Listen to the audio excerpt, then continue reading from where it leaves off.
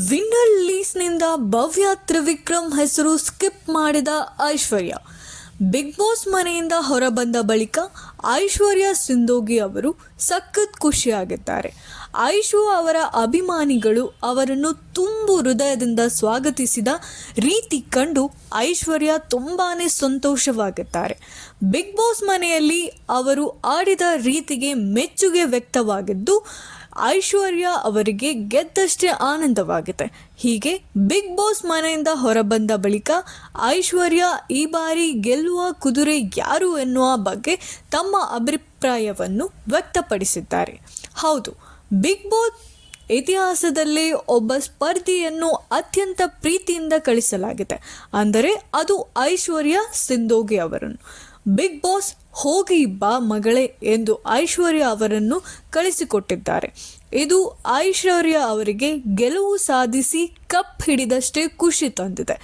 ಇನ್ನು big boss ಮನೆಯಿಂದ ಹೊರಬಂದ ಬಳಿಕ ಹಲವಾರು ಖಾಸಗಿ ವಾಹಿನಿಗಳೊಂದಿಗೆ ಮಾತನಾಡಿದ ಅವರು ದೊಡ್ಡ ಮನೆಯಲ್ಲಿ ತಮ್ಮ ಅನುಭವವನ್ನು ಹಂಚಿಕೊಂಡಿದ್ದಾರೆ. ಜೊತೆಗೆ ಈ ಬಾರಿ ಬಿಗ್ ಬಾಸ್ ವಿನ್ನರ್ ಯಾರು ಎಂದು ರಿವೀಲ್ ಮಾಡಿದ್ದಾರೆ. ಟಾಪ್ 4 ಲೀಸ್ಟ್ನಿಂದ ಭವ್ಯ ತ್ರಿವಿಕ್ರಮ್ ಹೆಸರು ಸ್ಕಿಪ್ ಮಾಡಿದ ಐಶ್ವರ್ಯ ಅವರ ಪ್ರಕಾರ ಈ ಬಾರಿ ಬಿಗ್ ಬಾಸ್ ಕನ್ನಡ ಸೀಸನ್ 11ರ ಟಾಪ್ 4 ಸ್ಪರ್ಧಿಗಳು ಅಂದರೆ ಮೋಕ್ಷಿತಾ, ಹನುಮಂತ, ಮಂಜು, ಧನ್ರಾಜ್ ಇವರೆಲ್ಲರೂ ತುಂಬ ಚೆನ್ನಾಗಿ ಜನರ ಮೆಚ್ಚುಗೆಯನ್ನು ಗಳಿಸಿದ್ದಾರೆ ಎಂದು ಐಶ್ವರ್ಯ ಹೇಳಿಕೊಂಡಿದ್ದಾರೆ. ಆದರೆ ಟಾಪ್ 4 ಲೀಸ್ಟ್ನಿಂದ ಭವ್ಯ ತ್ರಿವಿಕ್ರಮ್ ಹೆಸರನ್ನು ಐಶ್ವರ್ಯ ಸ್ಕಿಪ್ ಮಾಡಿದ್ದಾರೆ. ಐಶ್ವರ್ಯ ಅವರು ಬಿಗ್ ಬಾಸ್ ಮನೆಯಲ್ಲಿ ಇರುವಾಗ ಭವ್ಯ ಹಾಗೂ ತ್ರಿವಿಕ್ರಮ್ ಅವರನ್ನು ಕಂಡರೆ ಆಗುತ್ತಿರಲಿಲ್ಲ. ಹೀಗಾಗಿ ಇವರಿಬ್ಬರ ಹೆಸರಲ್ಲಿ ಒಬ್ಬರ ಹೆಸರನ್ನು ಟಾಪ್ 4 ಲೀಸ್ಟ್ನಲ್ಲಿ ಐಶ್ವರ್ಯ ತೆಗೆದುಕೊಂಡಿಲ್ಲ.